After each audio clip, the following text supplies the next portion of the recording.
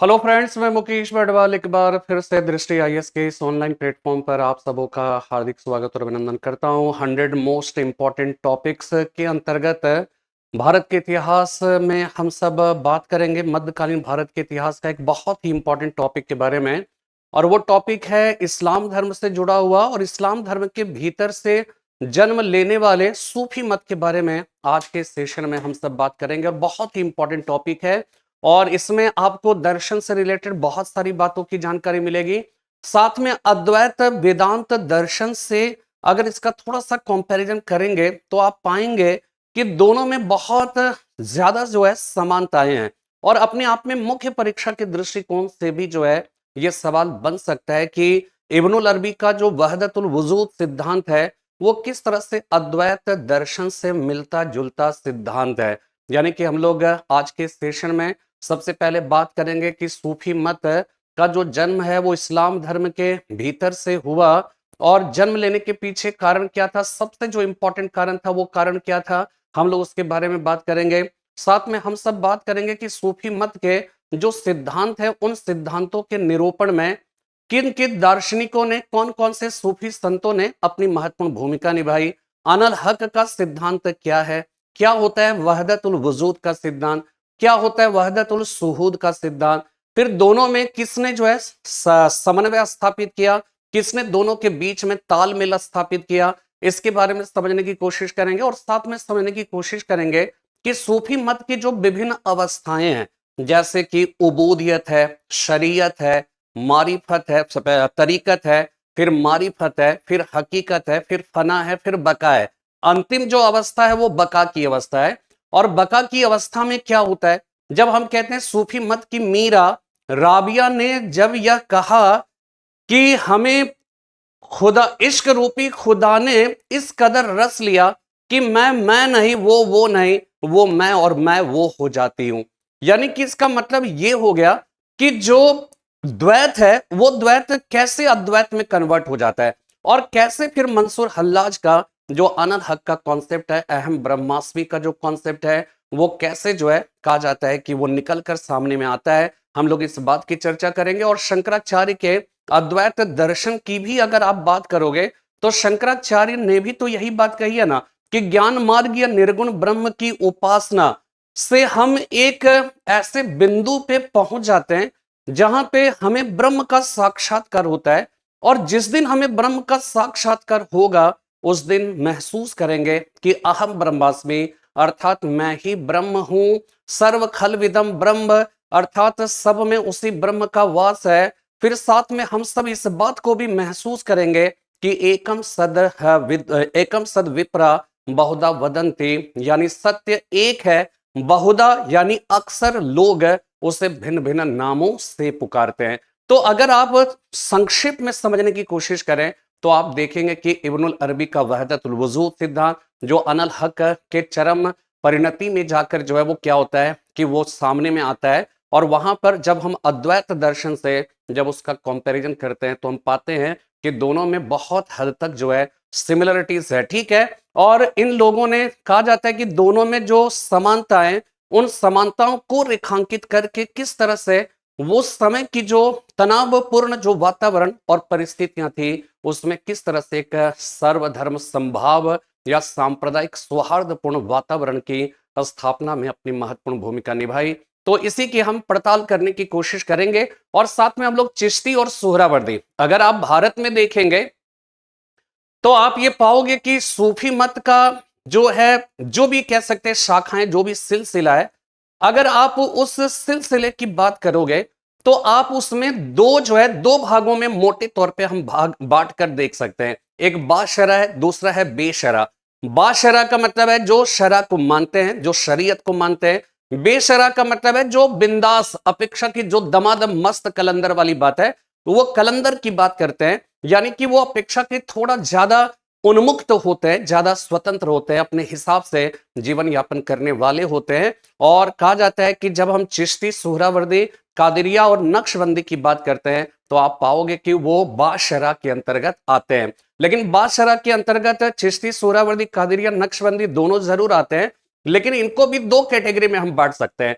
और वो दो कैटेगराइजेशन क्या होगा कि इसमें से जो चिश्ती और सोहरावर्दी वो अपेक्षाकृत उदार है, लेकिन कादरिया और नक्शबंदी की बात करें तो वो अपेक्षाकृत प्रतिक्रियावादी है, रिएक्शनरीज है। और कहा जाता है कि कादरिया और नक्शबंदी ने उन्होंने क्या किया, मूल इस्लाम धर्म का जो विशुद्ध रूप है उस विशुद्ध रूप पर उन्होंने बल दिया। और कहा जाता है कि एक प्रकार से चिश्ती और सोहरावर्दी से एक थोड़ी सी अलग धारा में वो निकल जाते हैं। तो चलिए आज के सेशन की मैं शुरुआत करूंगा। और सबसे पहले अगर बात करें सूफी मत की, है ना, तो देखिए सूफी मत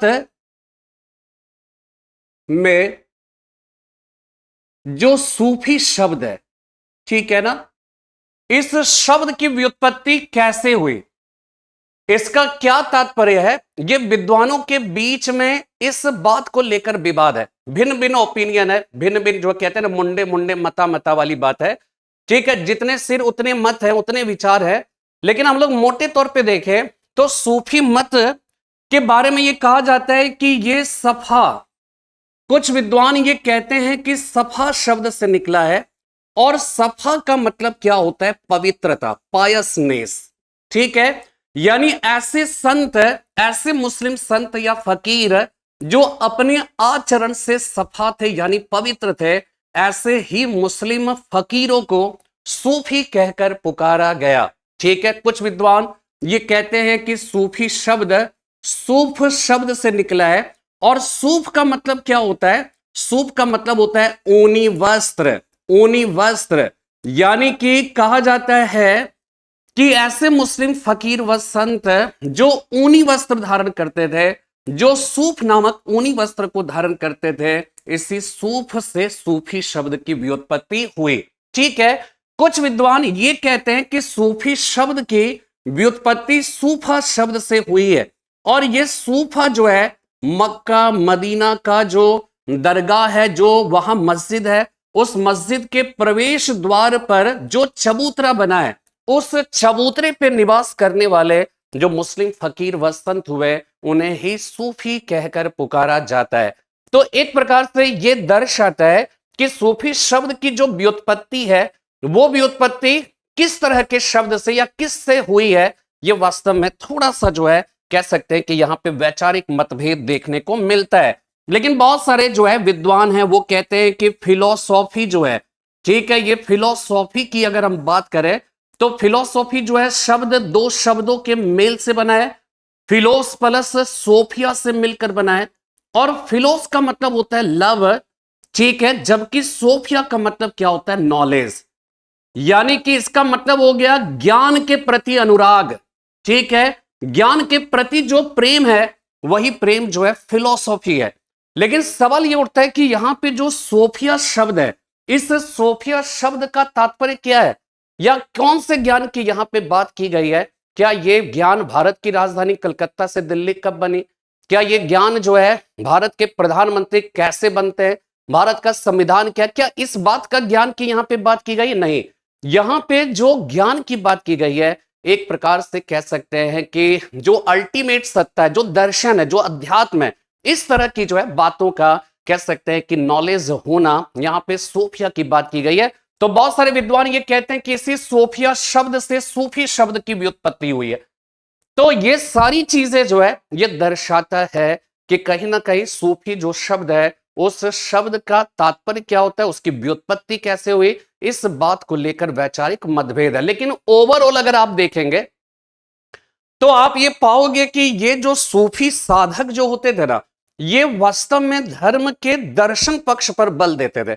धर्म के दो पक्ष है, बाह्य पक्ष हो जाएगा, इंटरनल पक्ष हो जाएगा। इस बात को ध्यान रखिएगा कि जब हम रिलीजन की बात करते हैं, ठीक है, जब हम धर्म की बात करते हैं तो धर्म के मूल रूप से अगर आप देखेंगे तो दो तरह के पक्ष होते हैं, एक एक्सटर्नल हो जाएगा, ठीक है, एक एक्सटर्नल हो जाएगा और दूसरा क्या हो जाएगा, इंटरनल। ठीक है, जो बाह्य पक्ष होता है ना, वो बाह्य पक्ष उसका कर्मकांडीय पक्ष होता है। ठीक है, उसका रिचुअलिस्टिक एस्पेक्ट आप कह सकते हो। ठीक है, वो क्या होता है, इसका रिचुअलिस्टिक जो एस्पेक्ट होता है किसी भी धर्म का, वो उसका बाह्य पक्ष होता है। पूजा पाठ या मंदिर मस्जिद यज्ञ, ये सब के सब जो है बाह्य पक्ष होंगे, जो दिखते हैं, जिसको देखकर आप पहचान सकते हो कि ये हिंदू है, ये मुसलमान, ये सिख, ये ईसाई है, ये आप कह सकते हो। लेकिन जब हम उसके इंटरनल पक्ष की बात करते हैं तो ध्यान ये रखना है कि ये इसका दर्शन पक्ष हो जाएगा, ये किसी भी धर्म का आध्यात्मिक पक्ष हो जाएगा, किसी भी धर्म का आप ये कह सकते हो कि रहस्यवाद, जो मिस्टिसिज्म है, मिस्टिसिज्म को दर्शाएगा, रहस्यवाद को दर्शाएगा। और वास्तव में अगर हम इंटरनल पक्ष की बात करें तो यही पक्ष जो है सूफी मत करता है। इसी पक्ष की बात जो है उपनिषद भी करता है, क्योंकि उपनिषद दर्शन में एक जो है उपनिषद है मुंडको उपनिषद। और आपने देखा होगा या आपने सुना होगा कि मुंडको उपनिषद में यज्ञ की तुलना जो है वो किससे की गई है? फूटी नाव से की गई है। ठीक है, यज्ञ की तुलना, यज्ञ का मतलब है कर्मकांड, यज्ञ प्रतीक है किसका? कर्मकांड का, रिचुअल्स का प्रतीक है। और कहा जाता है कि मुंडको उपनिषद में यज्ञ की तुलना फूटी नाव से की गई है।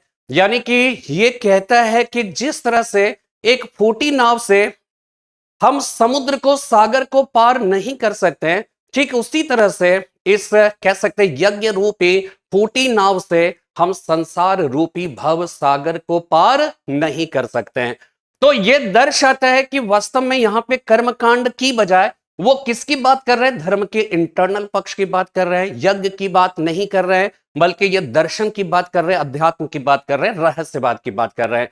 तो जो सूफी मत है ना, वो सूफी मत क्या है कि कहा जाता है कि इस्लाम धर्म की कट्टरता को तिलांजलि देकर इन्होंने जो है रहस्यवाद की गहराई से अपना नाता जोड़ लिया। ये तसव्वुफ के अनुयायी थे, इस्लामिक रहस्यवाद के अनुयायी थे, इसलिए सूफिया मनीष थे, अर्थात सारे धर्मों से प्रेम करने वाले थे। यानी कि इसका मतलब यह हो गया कि जो इस्लाम धर्म है, ठीक है, इस्लाम धर्म, इस बात को ध्यान में रखना है कि इस्लाम धर्म के भीतर से ही सूफी मत का जन्म हुआ। ठीक है, तो सवाल यह उठता है कि जब ऑलरेडी इस्लाम धर्म एग्जिस्ट कर रहा था, फिर सूफी मत जैसा एक नया मत इसके भीतर से क्यों जन्म लिया? तो दुनिया के सारे धर्म की अगर आप बात करोगे तो आप एक बात पाएंगे, सब में समान जो है आपको एक सिमिलरिटी दिखेगी। और वो सिमिलरिटी क्या है? दुनिया के जितने भी धर्म है ना, उस धर्म का अगर इतिहास को कभी खंगालोगे आप कभी उसको टटोलेंगे, तो आप ये पाओगे कि दुनिया के सारे धर्म अपने सरल रूप से धीरे धीरे क्रमशः जटिल होने के मार्ग में वो अग्रसर होता दिखेगा। मूल रूप से जैसे एक बौद्ध धर्म का एग्जांपल ले लीजिए, महात्मा बुद्ध के समय में बौद्ध धर्म कितना सरल था, कितना जो है कह सकते हैं कि सादगी से भरा हुआ था। और महात्मा बुद्ध ने किस तरह से अपने विचारों को सादगी पूर्ण तरीके से आम जनों की भाषा में रखा, और दर्शन विषयक जो गूढ़ बातें थी, उन गूढ़ बातों को जो है उन्होंने क्या किया? किनारे रखा। और जो मूलभूत समस्याएं थी, उन्हीं मूलभूत समस्याओं को लोगों के सम्मुख रखा और उससे जो है निजात दिलाने की उन्होंने कोशिश की। लेकिन जब उनकी डेथ हो जाती है तो फिर देखेंगे क्रमशः जैसे जैसे समय बीतता चला जाता है, बौद्ध धर्म कई शाखाओं में विभक्त हो जाता है। दूसरी बौद्ध संगीति में आप देखेंगे कि बौद्ध धर्म अस्थविरवाद और महासांगिक में बढ़ जाता है। फिर आप देखेंगे अस्थविरवाद के अंदर जो है 11 शाखाएं और बन गई, महासांगिक के अंदर 7 और शाखाएं बनी, और अशोक के समय तक जाते जाते बौद्ध धर्म 18 शाखाओं में विभक्त हो जाता है। अशोक ने बहुत हद तक उस पर लगाम लगाने की कोशिश की, लेकिन विखंडन और विभाजन की जो ये प्रक्रिया थी बौद्ध धर्म के अंदर, वो क्रमशः आगे बढ़ता चला जाता है। और फिर आप देखेंगे कि कनिष्क के समय में जब चतुर्थ बौद्ध संगीति का आयोजन हुआ, तो वहां पर क्या है कि बौद्ध धर्म हीनयान, महायान जैसे 2 शाखाओं में विभक्त हो जाता है। और जब महायान की बात की जाती है तो महायान क्या है कि वो महात्मा बुद्ध को ईश्वर के रूप में उन्होंने पूजने की परंपरा की शुरुआत की। महायान का बौद्ध धर्म को दिया गया सबसे बड़ा योगदान, सबसे बड़ा कंट्रीब्यूशन क्या है कि महात्मा बुद्ध की उन्होंने ईश्वर के रूप में संकल्पना की, और ईश्वर की मतलब महात्मा बुद्ध की मूर्ति बनाकर उनकी ईश्वर के रूप में पूजन की परंपरा की शुरुआत की। जबकि मूल रूप से अगर आप देखिए, हालांकि महात्मा बुद्ध ने स्पष्ट रूप से तो कुछ भी नहीं कहा, लेकिन यह माना जाता है कि महात्मा बुद्ध अनिश्वरवादी थे, लेकिन उनके अनुयायियों ने उन्हीं को कहा जाता है कि भगवान बनाकर उनकी पूजन की परंपरा की शुरुआत कर दी, और महायान शाखा ने इसकी शुरुआत की थी। और महायान शाखा के अंतर्गत फिर आप देखेंगे कि महात्मा बुद्ध की मूर्तियां मथुरा कला शैली, गांधार कला शैली के अंतर्गत बननी प्रारंभ हो गई। और इस प्रकार मूर्ति पूजा बौद्ध धर्म के अंदर एक मतलब कह सकते हैं कि इनएलियनेबल जो है, यानी कि अविभाज्य मूर्ति पूजा का रूप जो है वो बौद्ध धर्म के अंदर ग्रहण कर लिया।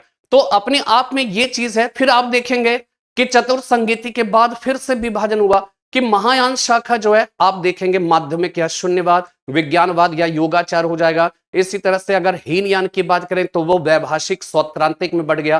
फिर बाद में 7वीं शताब्दी तक में जाएंगे तो वहां पे बौद्ध धर्म के अंदर वज्रयान शाखा आता है, जो नर कपाल में भोजन करना, सुरापान करना, शवावशेष का शरीर पर लेप चढ़ाना। क्यों? इससे आध्यात्मिक उन्नति होती है। यानी कि वह बौद्ध धर्म जो कह सकते हैं कि इस तरह के सारे कर्म कांडों का, इस तरह के धर्म की बुराइयों का विरोध करके अपने उदय की मार्ग को प्रशस्त किया।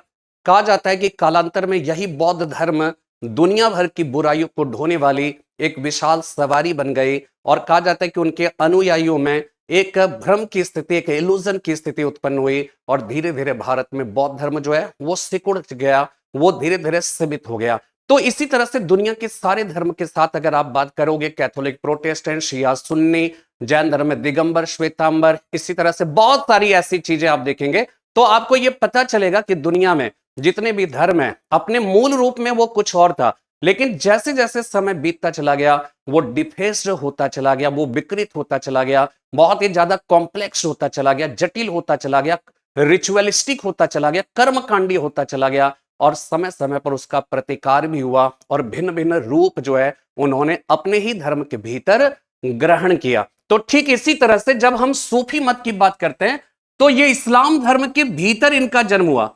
और इन्होंने क्या किया? इस्लाम धर्म की कट्टरता को, ठीक है, इन्होंने इस्लाम धर्म की कट्टरता को तिलांजलि देकर, कट्टरता को, इन्होंने इस्लाम धर्म की कट्टरता को तिलांजलि देकर रहस्यवाद की गहराई से अपना नाता जोड़ लिया। रहस्यवाद की गहराई से अपना नाता जोड़ लिया, ठीक है, अपना नाता जोड़ लिया। ये जो है ध्यान रखना है। और एक प्रकार से आप ये कह सकते हो कि ये जो सूफी मत जो था ना, वो किसके फॉलोवर थे, किसके समर्थक थे? तो ये तसव्वुफ के अनुयायी थे, ठीक है, तसव्वुफ के अनुयायी थे। और तसव्वुफ जो है ध्यान रखना है कि ये इस्लामिक रहस्यवाद की बात करते हैं, ठीक है, इस्लामिक रहस्यवाद की बात करेगा, यानी कि दर्शन की बात करेगा। और जब दर्शन की बात, दुनिया में सारे धर्म की बात अगर कर ले तो सारे धर्म का दर्शन पक्ष जो है ऐसा माना जाता है कि सब, हमारा व्यक्तिगत तौर पे तो अनुभव नहीं है, लेकिन जैसा जो है लोग कहते हैं, विद्वान कहते हैं कि दुनिया के सारे धर्म के अगर हम दर्शन पक्ष की बात करें तो सब एक ही सार तत्व की बात करता है, एक ही एसेंस की बात करता है। और वो एसेंस क्या होता है? सबको एक साथ जोड़ता है। और फिर जो है कहा जाता है कि फिर वही कॉन्सेप्ट आता है कि ईश्वर अल्लाह तेरो नाम सबको सन्मति दे भगवान। इसीलिए चूंकि चूंकि ये तसव्वुफ के अनुयायी थे, इसलिए आप ये कह सकते हो कि ये सूफिया मनीष थे, ठीक है, इसीलिए ये क्या थे? सूफिया मनीष। और सूफिया मनीष का मतलब होता है सारे धर्मों से प्रेम करने वाला, ठीक है, सारे धर्मों से प्रेम करने वाला। ये जो है वो क्या है कि सूफी साधक होते थे, ठीक है। इसीलिए आप देखिएगा कि अगर आप ख्वाजा मोइनुद्दीन चिश्ती के दरगाह की बात करें अजमेर, तो अजमेर शरीफ में हिंदू मुसलमान सब लोग जाते हैं, क्योंकि ये एक प्रकार से उस समय की जो सामाजिक और धार्मिक जीवन में जो हलचल थी, जो अराजकता या कह सकते हैं कि जो अव्यवस्था की स्थिति थी, उस स्थिति में एक बेहतर व्यवस्था बनाने की एक प्रकार की कोशिश थी। और इसी वजह से आप देखेंगे कि अगर सनातन हिंदू संस्कृति की बात करें तो उसमें भक्ति मत का उदय होता है, और इसी तरह से इस्लाम धर्म के अंदर सूफी मत का उदय होता है। लेकिन होता क्या है कि जब आप क्या करते हो कि बहुत ही ज्यादा अगर कोई धर्म कह सकते हैं कि कर्मकांडीय जटिलताओं में जकड़ा हुआ है, उस समय अगर आप उसका विरोध करेंगे, हो सकता है कि विरोध के कारण समुचित हो और वो सही है विरोध का कारण, लेकिन इसके बावजूद भी क्या होता है कि जो उस पुरातन व्यवस्था में चिपके हुए जो लोग होते हैं, उन चिपके हुए लोगों को ऐसे सुधारक जो लोग होते हैं वो उनके लिए एक विरोधी व्यक्ति की तरफ जो है तरह नजर आते हैं, और इस वजह से वो क्या करते हैं कि प्रतिकार करते हैं, उसका विरोध करते हैं। इसीलिए ये ध्यान रखना है कि सूफी मत ने जब कहा जाता है कि उसने इस्लाम धर्म के कट्टरता की जब आलोचना करनी प्रारंभ कर दी, तो जो कट्टरपंथी लोग थे, जाहिर सी बात है कि उनके उनके मन में सूफी मत के लिए कोई सम्मानजनक व्यवहार नहीं था। और इस वजह से क्या होता है कि शुरू की अगर हम बात करें तो सूफी मत को इस्लाम धर्म के भीतर मतलब जो है उसे उसे स्थान दिया ही नहीं गया। लेकिन जब आपसे सवाल यह पूछा जाए कि वो पहले ऐसे सूफी संत कौन थे जिन्होंने कि सर्वप्रथम इस्लाम धर्म के भीतर सूफी मत को सम्मानजनक जगह दिलाया, तो इसका जवाब हो जाएगा अल गजाली। अल गजाली ऐसे पहले सूफी संत थे, साधक थे, जिन्होंने कि सर्वप्रथम इस्लाम धर्म के भीतर सूफी मत को जो है सम्मानजनक जगह दिलाया था। दूसरी महत्वपूर्ण बात कि यहां पे जो सूफी मत है ना, उस सूफी मत में एक चीज जो है ध्यान रखिएगा, बहुत ही महत्वपूर्ण कॉन्सेप्ट है, और वो कॉन्सेप्ट है इब्नुल अरबी का। ठीक है, इब्नुल अरबी का वहदत उल वजूद। ठीक है, इब्नुल अरबी का वहदत उल वजूद, ये एक बहुत ही कह सकते हैं कि सारगर्भित, और आप ये कह सकते हो कि आध्यात्मिक या फिर दार्शनिक जो इस्लाम धर्म के पहलू है उसकी विवेचना करने वाला सिद्धांत है। और आप समझ जाइए ये इतना इंपॉर्टेंट सिद्धांत है कि अकबर भी इब्नुल अरबी के वहदतुल वजूद सिद्धांत से प्रभावित था। कहा जाता है कि अकबर ने अगर जो भी मतलब अब तक का जो इतिहास लिखा जाता रहा है उसके हिसाब से अगर अकबर जो है वो हिंदू मुस्लिम एकता की अगर बात करता था, अगर वो सर्वधर्म संभाव की बात करता था, तो उसके पीछे बहुत बड़े कारण में से एक कारण यह था कि वो वहदतुल वजूद सिद्धांत पे विश्वास करता था, उसको वो स्वीकार करता था। तो सवाल ये उठता है कि वहदतुल वजूद जो सिद्धांत है वो सिद्धांत किसकी बात करता है? वो कहता है कि सब में उसी की झलक है। ठीक है, सब में उसी की झलक है और सब उसी के प्रकाश से प्रकाशित होता है। यानी एक प्रकार से कह सकते हैं कि वो मतलब आप एक प्रकार से इसे सर्वेश्वरवाद का सिद्धांत कह सकते हैं। ठीक है, ये सर्वेश्वरवाद की बात करता है, और सर्वेश्वरवाद का मतलब होता है कि सब में उसी ईश्वर का वास है, सब उसी के प्रकाश से प्रकाशित होता है, सब उसी से आलोकित होता है, इसलिए दुनिया में सारे जो है मूल रूप से वास्तव में कह सकते हैं उसी ईश्वर का अंश है। इसे ही सर्वेश्वरवाद कहा गया, पैंथिज्म, जिसको इंग्लिश में कहते हैं पैंथिज्म। ठीक है, ये ध्यान रखना है कि ये सब जो है ना, ये क्या दर्शा रहा है? ये दर्शा रहा है जब हम ये कहेंगे सब में उसी की झलक है, तो सब में उसी की झलक, तो इस सब में कौन आता है? क्या केवल मुसलमान आएंगे या केवल हिंदू? की हिंदू मुस्लिम सिख ईसाई सब लोग आएंगे। तो सब लोग आएंगे यानी सब लोग, चाहे वो हिंदुस्तानी पाकिस्तानी हो, चाहे वो हिंदू हो, चाहे मुसलमान हो, चाहे वो ब्राह्मण हो, चाहे शूद्र हो, चाहे सवर्ण हो, चाहे निम्न वर्ण हो, चाहे अमीर हो, चाहे गरीब हो, सब लोग, चाहे वो उत्तर भारतीय दक्षिण भारतीय हो, चाहे तमिल भाषी हो, चाहे हिंदी भाषी हो, सब लोग मूल रूप से समान है। और इससे क्या होता है कि एक बेहतर वातावरण, एक सामाजिक और धार्मिक वातावरण की स्थापना के एक वैचारिक पहलू की जो है वो क्या है कि निर्माण करता है। ये बात सही है कि जैसे जितनी अच्छी बात ये करते थे, और जितनी अच्छी बात करते ही नहीं थे बल्कि वास्तव में थे, समाज को कह सकते हैं कि धर्म के बीच में एक सौहार्दपूर्ण वातावरण की स्थापना की जो इनकी कोशिशें थी, ये बहुत ज्यादा सफल तो नहीं हो सकी। लेकिन ओवरऑल अगर आप जान लीजिए कि अगर धर्म से जुड़ी हुई जो समस्या है उन समस्याओं का अगर समाधान करना है तो वास्तव में उपाय तो यही है। चाहे आप उपनिषद दर्शन की बात कर लीजिए, चाहे आप सूफी मत की बात कर लीजिए, तो कहीं ना कहीं जो है ये एक कह सकते हैं कि एक उपाय बताता है कि हम कैसे सांप्रदायिक सौहार्द की, सर्वधर्म संभाव की, हम एक बेहतर भावनाओं की जो है रचना कर सकते हैं। ठीक है, इसी तरह से देखेंगे कि इब्नुल अरबी का वहदतुल वजूद, इसके बाद आप देखेंगे कि एक अलाउद्दीन सिमनानी हुए। अलाउद्दीन सिमनानी, अलाउद्दीन सिमनानी की अगर आप बात करोगे तो इन्होंने क्या किया ना, वहदत उल सुहूद की ये बात करते थे। ठीक है, ये जस्ट आप ये कह सकते हो कि वजूद का एक विपरीत विचारधारा है। वहदतुल सुहूद के अंतर्गत अलाउद्दीन सिमनानी ने यह कहा कि जिसे खुदा ने बनाया वो खुदा की तरह कैसे हो सकता है। यानी कि वो कहते हैं कि ये जो द्वैत है वो द्वैत बना रहता है।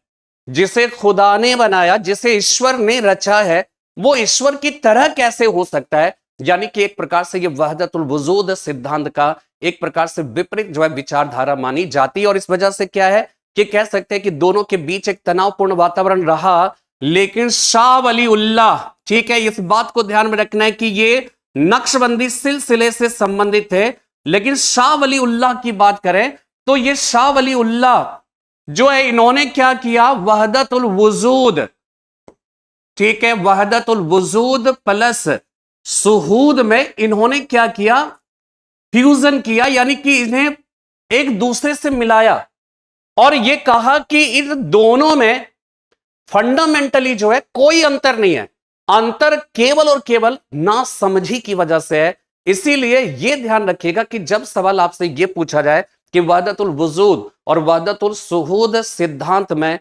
समन्वय स्थापित करने का श्रेय जो है वो किसको जाता है, तो यह ध्यान रखना है कि शाह वली उल्लाह को जाता है। ठीक है, इसी तरह से देखिएगा एक और पर्सनैलिटी है जिनका नाम आपको याद रखना है, मंसूर हल्लाज।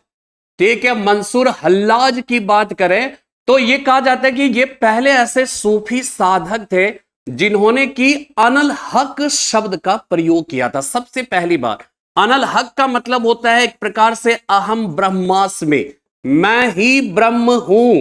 ठीक है, मैं ही ब्रह्म हूं। और मंसूर हल्लाज ने जब अनल हक का मतलब कह सकते हैं कि अपने भीतर जब उन्होंने महसूस किया कि अनल हक यानी मैं ही ब्रह्म हूं, तो उन्होंने ये कहा कि मैं ही ब्रह्म हूं, यानी मैंने अपने भीतर जो है अल्लाह का दर्शन किया और इसलिए सब लोग हमारी उपासना करें। तो ये बात जाहिर सी बात है कट्टरपंथियों को जो है नागवार गुजरी और फिर मंसूर हल्लाज को जो है तरह तरह से उन्होंने प्रताड़ित किया, तरह तरह से उन्हें दंडित करने की कोशिश की। लेकिन आपको जो याद रखना है वो याद यही रखना है कि अनल हक शब्द का सर्वप्रथम प्रयोग जो है जिसने किया था वो कौन थे, मंसूर हल्लाज। इसी तरह से एक और शब्द है फना, बहुत ही इंपॉर्टेंट जो है, और फना शब्द का सर्वप्रथम प्रयोग जो है किसने किया था, अब्बू याजिद उल बिस्तामी। ठीक है, फना शब्द का सर्वप्रथम प्रयोग जो है किसने किया था, अब्बू याजिद उल बिस्तामी ने। और फना का मतलब क्या होता है इसको ध्यान रखना है, ईश्वर के प्रेम में विह्वल हो उठना। ठीक है, ईश्वर के प्रेम में विह्वल हो उठना। विह्वल का मतलब एक प्रकार से तड़प पैदा हो जाना, विह्वल हो उठना। इसको हम कह सकते हैं स्वयं के विनाश की अवस्था, स्वयं के विनाश की अवस्था। ठीक है, स्वयं के विनाश की अवस्था। ठीक है, यानी कि ये जो फना है ये जस्ट बका के पहले की अवस्था है। और फना की अवस्था में क्या होता है कि वहां पर आप जो है ईश्वर के प्रेम में विह्वल या ईश्वर से मिलन की जो तड़प है वो तड़प एकदम बहुत ही मतलब बलवती हो उठा है। आप एकदम चाहते हो कि अब खुदा से या ईश्वर का मेरा दीदार हो, हम ईश्वर में मिल जाए। और कहा जाता है कि जब ये अवस्था आती है ना तो इसी के बाद अंतिम अवस्था आती है बका की। और बका की अवस्था में क्या होता है, जो द्वैत होता है ना, जो कह सकते हैं कि जो कह सकते हैं कि जो साधक और जो साध्य उनके बीच का जो अंतर है वो अंतर खत्म हो जाता है। और इसको एक बहुत ही अच्छे उदाहरण के साथ समझ सकते हैं कि जैसे सूफी मत की मीरा, आप सबको शायद पता होगा कि सूफी मत की मीरा किसे कहा जाता है। तो सूफी मत की मीरा जो है कहा जाता है किनको, तो याद रखिएगा राबिया। ठीक है, राबिया जो है ना, इन्हें सूफी मत की मीरा कहा जाता है, सूफी मत की मीरा। ठीक है, इन्होंने क्या कहा, इन्होंने कहा कि इश्क रूपी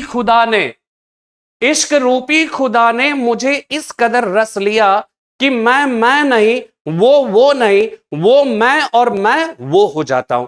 यानी कि यहां पे आलम नासबूत, आलम मलकूत, आलम हादुत की जगत को पार कर आलम लाहुत की जगत में हम प्रवेश कर जाते हैं। जो सर्वोच्च जो कह सकते हैं कि अवस्था होती है उसी अवस्था में। और यहां पर क्या होता है, साधक और साध्य के बीच का जो द्वैत होता है वो द्वैत खत्म हो जाता है और फिर वो अद्वैत की तरफ जो है वो बढ़ जाते हैं, अद्वैत की अवस्था में पहुंच जाते हैं। तो यही अद्वैत की अवस्था ही तो कह सकते हैं कि शंकराचार्य उपनिषद का वेदांत दर्शन है। और वो दर्शन में भी तो यही कहता है कि जिस दिन हम ब्रह्म को का साक्षात्कार करते हैं उस दिन हम स्वयं ब्रह्म हो जाते हैं, हमारा जो द्वैत है वो द्वैत खत्म हो जाता है और सर्व खलविदम ब्रह्म, सब में उसी ब्रह्म का एहसास होता है, सब में उसी ब्रह्म के होने का एहसास होता है। और फिर वो कहते हैं एकम सद्विप्रा बहुधा वदन्ते, यानी सत्य एक है, अक्सर लोग उसे भिन्न भिन्न नामों से पुकारते हैं। ये सारी बातें जो है आपको सूफी मत में भी और अद्वैत दर्शन में आपको समान रूप से दिखेगा। ठीक है, तो यहां पे देखिए अगर आप ये फना और बका की बात करेंगे तो आप देखोगे कि सूफी मत में ना विभिन्न अवस्थाएं हैं। एक अवस्था जो है वो क्या है, उबूदियत की अवस्था। उबूदियत के बाद आप देखेंगे शरीयत की अवस्था। शरीयत के बाद आप देखोगे मारिफत की अवस्था। इसके बाद जो है वो कौन सी अवस्था हो जाएगी, हकीकत की अवस्था। हकीकत की अवस्था के बाद कौन सी अवस्था हो जाएगी, फना की। और फना के बाद जो अंतिम अवस्था है वो अंतिम अवस्था बका की अवस्था है। यानी कि एक साधक जो चाहता है खुदा के दीदार करने, ठीक है, तो वो क्या होता है, उबूदियत की अवस्था में रहता है, लेकिन इससे पता नहीं होता है कि हमें जाना है तो कैसे जाएंगे। तो ये, लेकिन ये क्या है कि इनके अंदर एक समझ विकसित हो गई है कि हमें जो है खुदा का दीदार करना है, हमें उस चरम जो सत्ता है उस सत्ता तक पहुंचना है। और यहां से फिर क्या होता है कि जब ये इच्छा बलवती होती है तो फिर नेक्स्ट स्टेज में शरीयत। शरीयत का मतलब जस्ट लाइक क्या है कि आपको ये सब जो लक्ष्य है ना, इस लक्ष्य को अगर आप आईएएस बनना चाहते हो सबसे पहले अनुशासित होना पड़ेगा, डिसिप्लिन होना पड़ेगा। अपनी तैयारी को आपको क्या है कि बहुत ही अनुशासित तरीके से उसको आगे ले जाना होगा। तो ठीक इसी तरह से अगर इस चरम अवस्था तक पहुंचना चाहते हैं तो आपको सबसे पहले डिसिप्लिन होना पड़ेगा, अनुशासित होना पड़ेगा। और शरीयत की अवस्था में अपने को डिसिप्लिन किया जाता है। इसके बाद की अवस्था मारिफत की अवस्था होती है और वहां पे क्या होगा, पीर की जरूरत होगी। और पीर का जो है वो क्या है, आप मुरीद होंगे, ठीक है, आप शिष्य होंगे और पीर की जरूरत जो कि आपको रास्ता बताएगा।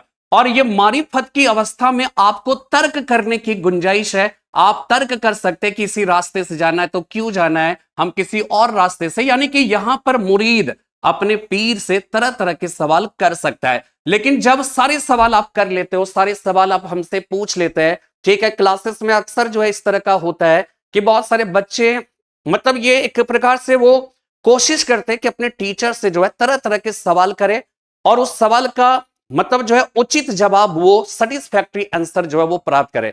और जब वो आंसर प्राप्त कर लेता है तो एक समय के बाद उसे लगने लगता है कि नहीं, ये एकदम परफेक्ट व्यक्ति है और ये हमारा बेहतर मार्गदर्शन कर सकते हैं। इसके बाद क्या होता है, टीचर जो है फिर जो पढ़ाता है फिर शिष्य कोई सवाल नहीं करता है। शिष्य को यह लगता है कि नहीं, अब ये जो है जो भी बताएंगे अच्छा ही बताएंगे। तो ठीक इसी तरह से यहां पे मुरीद और पीर का जो डिस्कशन होता है, मारिफत, यहां पे तर्क की गुंजाइश रहती है। लेकिन सारे जो है तर्क, सवाल, प्रश्न सब कुछ होने के बाद फिर यहां पे मुरीद जो है वो सेटिस्फाइड होकर फिर नेक्स्ट जो अवस्था होती है हकीकत की अवस्था।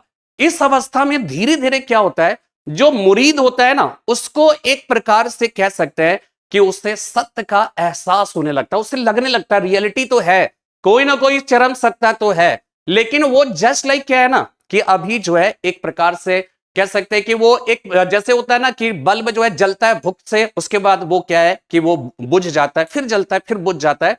जस्ट लाइक उसी तरह की अवस्था रहती है। रियलिटी का एहसास तो है लेकिन अभी उस तक कह सकते हैं कि पहुंचने के जो या उस अल्टीमेट जो सत्ता है, उस सत्ता के एहसास की जो मतलब एक स्थिर जो व्यवस्था होनी चाहिए वो व्यवस्था नहीं है। वो आते हैं चले जाते हैं, आते हैं चले जाते हैं। अभी स्थिर रूप से कि आ गए तो एकदम हम मतलब ध्यान में हम उनका जो है कह सकते हैं दर्शन कर रहे हैं, ऐसा नहीं होता है।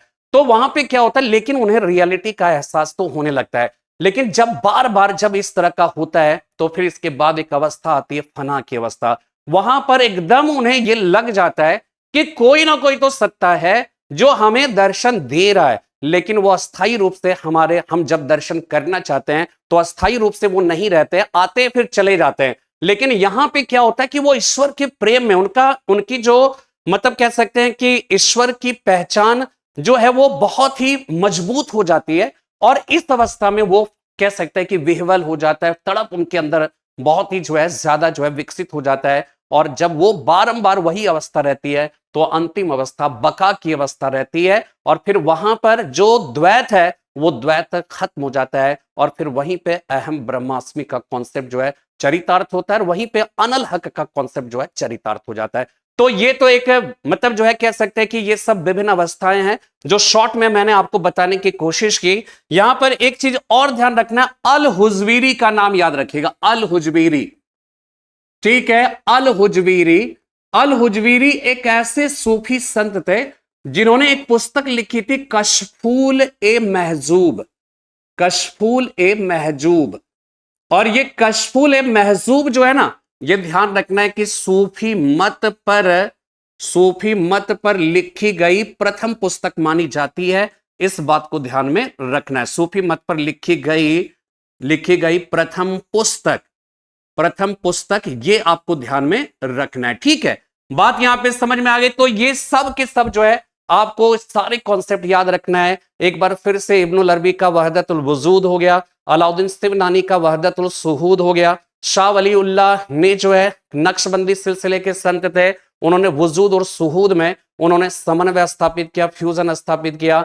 इसके बाद फना शब्द का सर्वप्रथम प्रयोग जो है अब्बू याजिदुल बिस्तामी ने किया। अनल हक शब्द का सर्वप्रथम प्रयोग जो है मंसूर हज्जाज ने किया। इसी तरह से अल गजाली ने सबसे पहली बार सूफी मत को इस्लाम धर्म के भीतर सम्मानजनक स्थान दिलाया। इसके बाद फिर हमने आपको क्या बताया, सूफी मत की मीरा किसे कहा जाता है, तो इसका जवाब हमने आपको दिया, और वो जवाब क्या है, राबिया। तो ये सारी बातें समझने के बाद अब हम लोग समझते हैं कि सूफी मत के में विभिन्न जो सिलसिला थे वो कौन कौन से सिलसिला, ठीक है।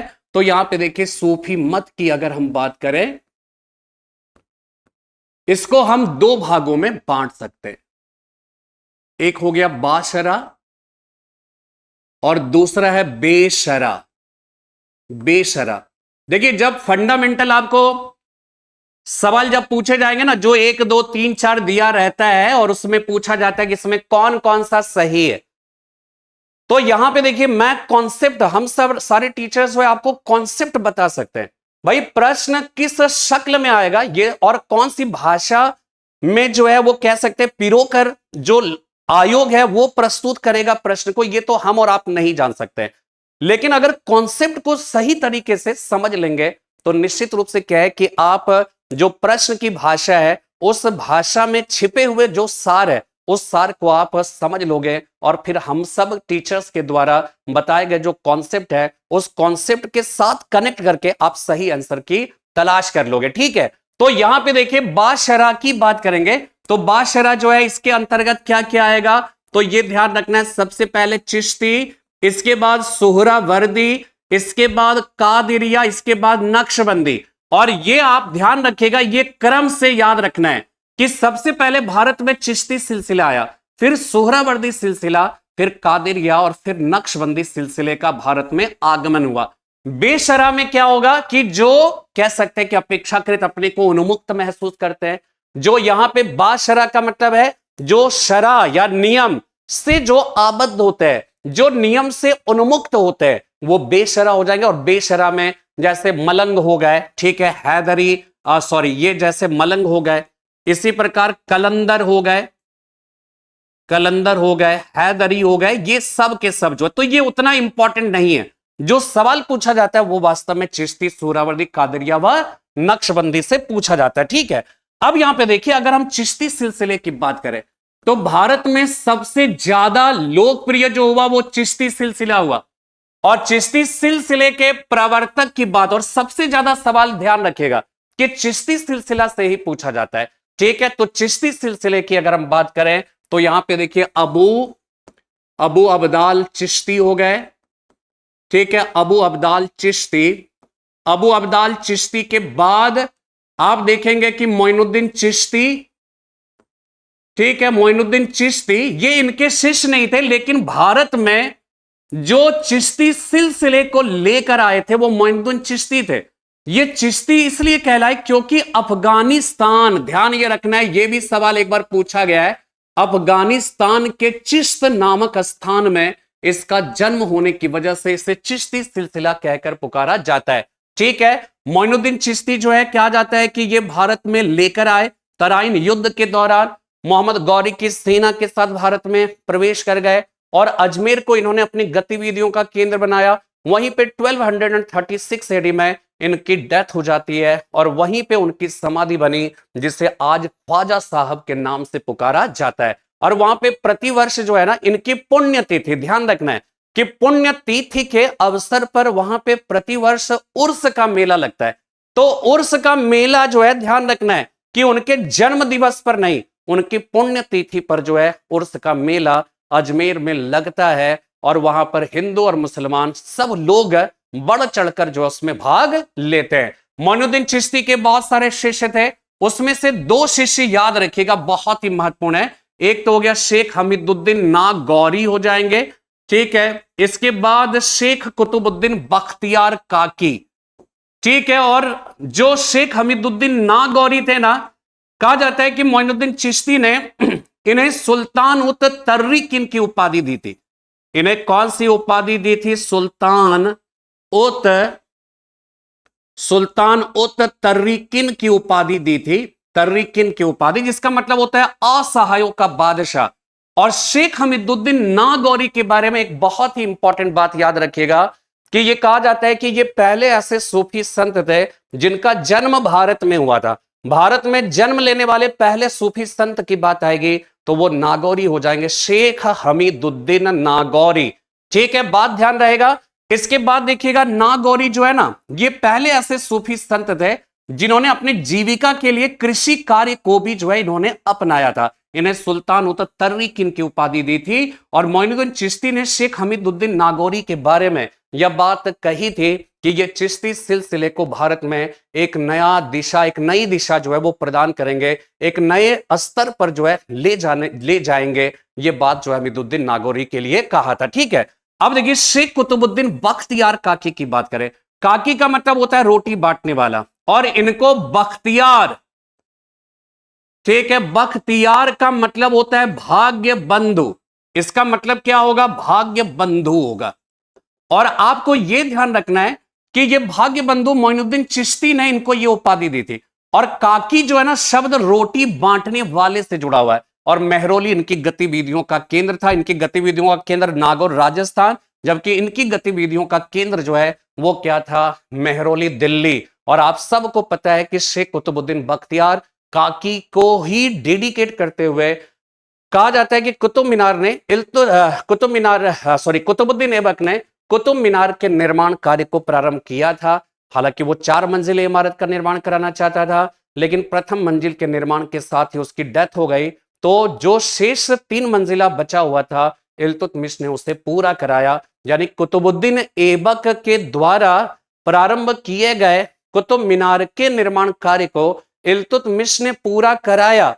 लेकिन फिर क्या होता है, फिरोज शाह तुगलक के समय में जो इसकी 4थी मंजिल है, बिजली के गिर जाने की वजह से क्षतिग्रस्त हो गए। तो फिरोज शाह तुगलक ने क्या किया? उस 4थी मंजिल के पुनर्निर्माण के क्रम में उन्होंने क्या किया? उस 4थी मंजिल को, क्षतिग्रस्त 4थी मंजिल को हटाकर 2 नए मंजिलों का निर्माण कराया, और इस प्रकार 5 मंजिली इमारत के रूप में वर्तमान में खड़ी है। इसीलिए जब सवाल आपसे यह पूछा जाए कि वर्तमान जो कुतुब मीनार का स्वरूप है, वो स्वरूप किसके समय में आया, तो इसका जवाब हो जाएगा फिरोज शाह तुगलक के समय में।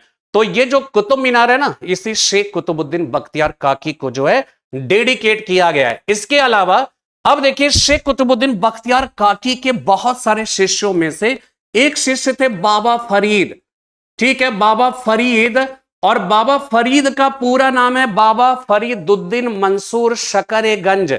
इनको खाने में ना शक्कर विशेष रूप से पसंद था, इसलिए बाबा फरीद को कहा गया, क्या कहा गया? बाबा फरीदुद्दीन मंसूर शकरेगंज। और कहा जाता है कि ये बलबन के दामाद थे, बलबन की पुत्री हुजैरा, ठीक है, बलबन की पुत्री हुजैरा के ये पति थे, यानी बलबन के दामाद थे। और दामाद होने के नाते चाहते तो ऐशो आराम की जिंदगी जी सकते थे, लेकिन उन्होंने ऐसा नहीं किया। यहां तक कि हुजैरा ने भी इनके साथ गरीबीपूर्ण जीवन जिया था, क्योंकि चिश्तियों का जो एक विचार है ना, वो विचारधारा है कि गरीबीपूर्ण जीवन जीना है, सादगीपूर्ण जीवन जीना है, तमाम रोम पोम्प या तड़क भड़क से, चमक दमक से दूर रहना है, राज के संरक्षण को अस्वीकार करना है। तो ये अपने आप में जो है कहा जाता है कि चिश्ती मत के सिद्धांत है। ये सोहरावर्दी से उसे अलग करता है, इसके बारे में मैं बाद में बताऊंगा। ठीक है, बाबा फरीद की अगर आप बात करेंगे तो ध्यान रखिएगा, ये अजोधन पंजाब को इन्होंने अपनी गतिविधियों का केंद्र बनाया। ठीक है, अजोधन पंजाब को इन्होंने अपनी गतिविधियों का केंद्र बनाया और इन्होंने आम जनों की भाषा पंजाबी में अपने विचारों का प्रचार प्रसार किया। इसलिए पंजाब के सिखों में यह बहुत ही लोकप्रिय हुए और कहा जाता है कि समस्त सूफी संतों में बाबा फरीद ही एकमात्र ऐसे सूफी संत है जिनको सिखों की पवित्र पोथी आदि ग्रंथ में, ध्यान रखिएगा, इनका संकलन मिलता है। इनके विचारों का, अनेकानेक विचारों का संकलन उनके सिखों की पवित्र पोथी आदि ग्रंथ में मिलता है। यह सब याद रखिएगा, यह सब इतना इंपॉर्टेंट है। और कई बार यह सवाल पूछा जा चुका है कि पंजाब किन की गतिविधियों का केंद्र था, आम जनों की भाषा पंजाबी में किसने किसने अपने विचारों का प्रचार प्रसार किया, वो कौन से ऐसे सूफी संत थे जिनके अनेक विचार आदि ग्रंथ में संकलित मिलता है। तो ये सब का जवाब हो जाएगा बाबा फरीद। और बाबा फरीद की मृत्यु वहीं पे पंजाब में ही हो गई। और ध्यान रखना, अजोधन पंजाब में ही उनकी समाधि बनी है, उनका दरगाह बना है, जिसे पाक पट्टन कहा जाता है, पाक पट्टन कहकर पुकारा जाता है। अब आप देखिए, बाबा फरीद के बहुत सारे शिष्यों में से एक शिष्य कौन थे? निजामुद्दीन औलिया। इनके शिष्यों में एक बहुत ही प्रसिद्ध शिष्य थे, कौन थे? निजामुद्दीन औलिया। और ध्यान आपको यह रखना है कि निजामुद्दीन औलिया जो थे ना, इनको जो है ना, मतलब इनको महबूब ए इलाही कहा गया, महबूब ए इलाही। ठीक है, इसका मतलब होता है ईश्वर का प्रिय, महबूब ए इलाही। और निजामुद्दीन औलिया के बारे में यह बात जान लीजिए कि अगर कभी आपसे यह सवाल पूछा जाए कि चिश्ती सिलसिला सबसे ज्यादा लोकप्रिय हुआ किन की वजह से, किन के समय में, तो निजामुद्दीन औलिया के समय में। और ऐसा कहा जाता है कि इन्होंने 7 सुल्तानों का काल देखा था। दुर्भाग्य से किन्हीं के साथ भी अच्छे संबंध नहीं रहे। अलाउद्दीन खिलजी जो है ना, इनसे मिलना चाहते थे, लेकिन अलाउद्दीन खिलजी से निजामुद्दीन औलिया ने मिलने से मना कर दिया। ठीक है, अलाउद्दीन खिलजी ने थोड़ा और जोर लगाया तो निजामुद्दीन औलिया ने इस पर यह कहा था, मेरे घर के 2 दरवाजे हैं, यदि एक से सुल्तान प्रवेश करता है तो दूसरे से मैं बाहर चला जाता हूं। और सबसे खराब, मतलब संबंध जो है, कह सकते हैं इनका सुल्तानों के साथ बड़ा ही खराब रहा। और कहा जाता है सबसे खराब संबंध जो है गयासुद्दीन तुगलक से रहा था। और गयासुद्दीन तुगलक के लिए निजामुद्दीन औलिया ने ही कहा था, हनूज दिल्ली दुरस्त। ठीक है, हनूज दिल्ली दुरस्त, अर्थात दिल्ली अभी दूर है, दिल्ली अभी दूर है। और गयासुद्दीन तुगलक बंगाल के अभियान से आ रहा था और दिल्ली पहुंचने के पूर्व अफगानपुर नामक गांव में जब विश्राम कर रहा था तो कहा जाता है कि जो कनात था, यानी कि जो कह सकते हैं कि कैनोपी वगैरह था, उसके ऊपर गिर गया और गयासुद्दीन तुगलक की डेथ हो गई और वो दिल्ली कभी पहुंच ही नहीं सका। ठीक है, तो निजामुद्दीन औलिया, ध्यान रखिएगा, इनकी वजह से। और इनका जो है ना, ग्यासपुर दिल्ली के रहने वाले थे, ग्यासपुर दिल्ली ही उनकी गतिविधियों का केंद्र था। और वहीं पर निजामुद्दीन औलिया के बहुत ही प्रिय शिष्य थे जिनका नाम था अमीर खुसरो। ठीक है, निजामुद्दीन औलिया के प्रिय शिष्य का नाम क्या हो जाएगा? अमीर खुसरो। और अमीर खुसरो जो है, कहा जाता है कि निजामुद्दीन औलिया इन्हें बहुत ही प्यार करते थे, बहुत ही लगाव रखते थे। इसलिए निजामुद्दीन औलिया अक्सर कहा करते थे, हे अल्लाह, अमीर खुसरो के प्रति हमारे अतिशय लगाव की वजह से मुझको माफ करना। यह निजामुद्दीन औलिया कहा करते थे। और कहा जाता है कि गयासुद्दीन तुगलक की डेथ जो है 1325 ईस्वी में हो गई थी और 1325 ईस्वी में ही निजामुद्दीन औलिया की भी डेथ हो गई गयासुद्दीन तुगलक की मृत्यु के बाद। और अमीर खुसरो को जब निजामुद्दीन औलिया की मृत्यु की जानकारी मिली तो अमीर खुसरो भागे भागे जो है निजामुद्दीन औलिया के स्थान पे गए, वहां पर गियासपुर दिल्ली गए तो देखा कि निजामुद्दीन औलिया जो है वो क्या है, निस्तेज पड़े हुए हैं, मृत्यु शैया पर लेटे हुए, या कह सकते हैं कि मतलब डेथ हो चुकी है। तो हर बार जब अमीर खुसरो जो है निजामुद्दीन औलिया के पास जाते थे तो निजामुद्दीन औलिया उनको प्यार से गले लगा लेते थे। लेकिन इस बार तो डेथ हो गई, तो इस बार तो जाहिर सी बात है कि अब वो गले तो लगाएंगे नहीं। तो अमीर खुसरो को यह बात बहुत ही ज्यादा सेटबैक जो है उनको दिया, और तब वो दो लाइन कहते हैं कि गौरी सोवत सेज पर मुख पर डाले केश, चल खुसरो घर आपनो रैन भयो सब देश। यानी कि वो ये कहते हैं कि हमारे जो गुरु थे, हमारे जो पीर निजामुद्दीन औलिया, वो ब्रह्मलीन हो गए, तो मेरे लिए भी इस दुनिया में तो अब कुछ बचा नहीं। अब मेरा भी यहां क्या रहना, मेरे लिए इस दुनिया में अंधकार ही अंधकार है। और कहा जाता है कि 1325 ईस्वी में ही निजामुद्दीन औलिया की मृत्यु के बाद अमीर खुसरो की भी डेथ हो जाती है, और अमीर खुसरो को उसी जगह दफनाया गया जहां पे निजामुद्दीन औलिया को दफनाया गया था। और एक बहुत ही इंपॉर्टेंट बात मैं आपको बता दूं कि निजामुद्दीन औलिया को ग्यासपुर दिल्ली, जिसे आज हजरत निजामुद्दीन कहा जाता है, ग्यासपुर दिल्ली में उन्हें दफनाया गया। इसी प्रकार अमीर खुसरो की समाधि भी उन्हीं की समाधि के बगल में बना है। और इसके बाद यह भी ध्यान रखना है कि शाहजहां की जो पुत्री जहां आरा बेगम की भी समाधि बनी है। और एक और इंपॉर्टेंट बात कि जियाउद्दीन बर्नी की भी समाधि वहीं पर बनी हुई है, इस बात को ध्यान में रखना है। परवर्ती कालीन चिश्ती संतों, अमीर खुसरो, ठीक है, अमीर खुसरो जो है ना उस तरह के संत नहीं थे जैसे निजामुद्दीन औलिया और सब थे। ये राज के संरक्षण को भी स्वीकार करते थे ना।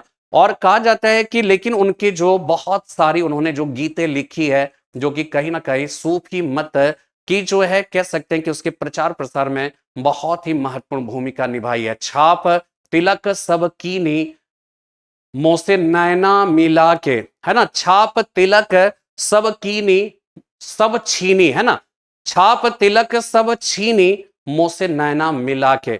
इन्होंने इना खुसरो दरिया प्रेम का उल्टी बाकी धार, जो उबरा सो डूब गया, जो डूबा सो पार। इस तरह के तमाम तरह की इनकी बातें हैं, अपने आप में बहुत ही महत्वपूर्ण है। बाबा फरीद का एक जो लाइन जो बहुत ही बुंदेलखंड वगैरह के क्षेत्र में गाया जाता है, और वो है घासी तन खायो चुन चुन खायो मांस, ये दो नयन मत खायो पिया मिलन की आस। इस तरह के बहुत सारी जो बातें हैं जो चिश्ती संत या कह सकते हैं सूफियों के द्वारा मतलब जो है गाया गया, और जो आज भी जो है इनके मज़ारों में, इनके दरगाहों में, और सूफी जो गायक होते हैं वो गायक कहीं ना कहीं नुसरत फतेह अली खां, कैलाश खेर, राहत फतेह अली खां, इस तरह के बहुत सारे ऐसे जो है जिन्होंने कि सूफी इन संतों के द्वारा जो लिखे गए गीत है उन गीतों को गाकर ना सिर्फ खुद की प्रसिद्धि पाई बल्कि इन सब के विचारों को भी उन्होंने अमर कर दिया।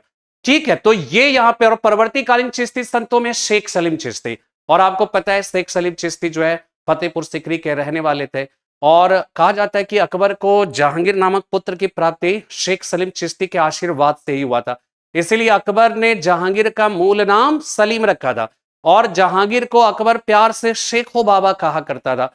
ठीक है, इसके बाद अगर आप देखिएगा, ठीक है, इसके बाद आप देखिएगा कि अकबर ने सलीम चिश्ती के प्रति अपने आभार को प्रकट करने के लिए उनके गांव सिकरी को एक शहर के रूप में परिवर्तित कर दिया, और गुजरात विजय के पश्चात उस सिकरी गांव को फतेहपुर सिकरी नाम दिया गया, और वहां पे बहुत सारी इमारतों का निर्माण कराया जो कि यूनेस्को द्वारा संरक्षित स्थल माना जाता है। ठीक है, तो इस तरह से आपका जो है चिश्ती मत, और चिश्ती मत के सिद्धांत में दो तीन बातें ध्यान रखिएगा। सबसे पहली बात, गरीबीपूर्ण जीवन जीने में विश्वास करते हैं, सादगीपूर्ण जीवन जीना, ठीक है, इसीलिए राज के संरक्षण को स्वीकार नहीं करते हैं। तीसरी महत्वपूर्ण बात कि इन्होंने अपनी खानकाहों में, खानकाह का मतलब हो गया कि जिस तरह से बौद्ध भिक्षुओं के आराम गाह को विहार कहा जाता है, उसी प्रकार सूफी संतों के आराम गाह को खानकाह कहा जाता है। ठीक है, खानकाह कहा जाता है, ये ध्यान रखिएगा। और कहा जाता है कि जो चिश्ती संत थे ना, अपनी खानकाहों में संगीत सभाओं का आयोजन किया करते थे। यहां पर ध्यान रखिएगा कि जैसे भारत का क्या इंपैक्ट पड़ा, भारत की जो अपनी परंपरा, जो संगीत की, जो धर्म में जो भजन कीर्तन, इन सब की जो परंपरा है, इस परंपरा का चिश्तियों पर बहुत गहरा असर पड़ा। और मोइनुद्दीन चिश्ती ने तो यहां तक कह दिया कि जो संगीत है वो संगीत ईश्वर तक पहुंचने का एक बहुत ही बेहतरीन माध्यम है। निजामुद्दीन औलिया ने तो संगीत को आत्मा का भोजन तक कह दिया। तो संगीत को इन सब ने बड़े पैमाने पर अपनाया, और सूफी संतों के द्वारा, चिश्तियों के द्वारा जो खानकाहों में संगीत सभाओं का आयोजन किया जाता था, उसे समा कहकर पुकारा जाता था। तो ये सारी चीजें ना, ये चिश्तियों की जो है विशेषता, याद रखिएगा। समा, खानकाह, ठीक है, ये सूफी संतों के द्वारा आयोजित संगीत सभा, खानकाह सूफी संतों के आरामगाह को कहा गया। यहीं पे जो है लगे हाथ में आपको एक सोहरावर्दी संत के बारे में बता दूं कि सोहरावर्दी सिलसिला जो है ये कह सकते हैं शेख उमर सोहरावर्दी के द्वारा इसका जो है इसकी स्थापना की गई। लेकिन भारत में इसे लोकप्रिय बनाने का श्रेय जो है शेख बहाउद्दीन जकारिया को जाता है। और बहाउद्दीन जकारिया जो है ना, जो सोहरावर्दी है, वो चिश्ती से इस रूप में भिन्न है कि उन्होंने गरीबीपूर्ण जीवन जीने में विश्वास नहीं किया। सोहरावर्दी संत जो बहाउद्दीन जकारिया थे ना, वो धन के संग्रह को गलत नहीं मानते थे। वो कहते थे धन का संग्रह बुरा नहीं है, बुरा है उसका दुरुपयोग किया जाना। और ये धन के संग्रह पर विश्वास करते थे, भरोसा करते थे। और कहा जाता है कि बहाउद्दीन जकारिया मध्यकालीन सूफी संतों में सर्वाधिक रिच थे, सर्वाधिक संपन्न थे। तो ये जो है सोहरावर्दी में ना बहुत ज्यादा मेन चीज जो है वो है चिश्ती। और सोहरावर्दी और चिश्ती में जो बेसिक डिफरेंस अगर आप देखोगे तो सबसे पहली बात कि चिश्ती सिलसिला के संत जो है वो गरीबी पूर्ण जीवन जीने में विश्वास करते थे। सोहरावर्दी के संत जो है इसके विपरीत है, वो ऐशो आराम की जिंदगी जीने में विश्वास करते थे। दूसरी इंपॉर्टेंट बात कि जो चिश्ती थे वो राज के संरक्षण को स्वीकार नहीं करते थे, सोहरावर्दी राज के संरक्षण को स्वीकार करते थे। चिश्तियों ने अपनी खानकाहों में संगीत को जितना महत्व दिया, सोहरावर्दियों ने उतना नहीं दिया। ठीक है, तो चिश्तियों ने ज्यादा महत्व दिया संगीत को। तो इस तरह से आज के सेशन में आपने सूफी मत के बारे में जो फंडामेंटल उनकी जो विशेषताएं हैं और उसके जो दर्शन पक्ष, उसके जो सिद्धांत है, उससे जुड़े हुए कुछ फैक्ट्स है, जो इंपॉर्टेंट चिश्ती संत हुए, उन सबको आपने देखा। मैं उम्मीद करता हूं कि आपको ये सेशन पसंद आया होगा। और अगर सेशन अच्छा लगा तो जरूर अपना फीडबैक दीजिएगा। आपका जो कमेंट्स है, आपके फीडबैक, आप में से बहुत सारे ऐसे लोग हैं जो बहुत ही मतलब जो है नकारात्मक कमेंट्स भी करते हैं, सकारात्मक कमेंट्स भी करते हैं, लेकिन इससे फर्क नहीं पड़ता है। नकारात्मक जो कह सकते कमेंट्स होता है वो कम से कम हमें अपने भीतर झांकने के लिए प्रेरित करता है कि क्या सचमुच में हमें वो कमी है। और अगर वो कमी है तो हम नेक्स्ट टाइम जरूर उसको जो है हम कह सकते हैं कि दूर करने की कोशिश करते हैं। और कम से कम निगेटिव कमेंट्स करने वाले मतलब हम ये समझते हैं कि जो कहते हैं ना, निंदक नियरे राखिए आंगन कुटी छवाए, बिन साबुन पानी बिना निर्मल करे सुभाए। तो जो भी नकारात्मक कमेंट्स करते हैं तो जाहिर सी बात है कि वो मेरे लिए बहुत ही सम्माननीय है। आप मुझे किस नजर से देखते हैं मुझे नहीं मालूम, लेकिन जो भी अच्छे बुरे जो भी कमेंट्स होता है उन सबको तहे दिल से शुक्रिया अदा करते हैं। तहे दिल से मैं इस बात के लिए धन्यवाद देता हूं कि कम से कम आपकी सोच, आपकी थिंकिंग, आपके चिंतन में हम कहीं ना कहीं जो है वो आते हैं। तो बहुत बहुत धन्यवाद। कल फिर से एक नए विषय के साथ उपस्थित होंगे, तब तक के लिए जय हिंद, जय भारत। अब एग्जाम की तैयारी को और बेहतर करने के लिए हमारे चैनल को लाइक, शेयर और सब्सक्राइब करना ना भूलें।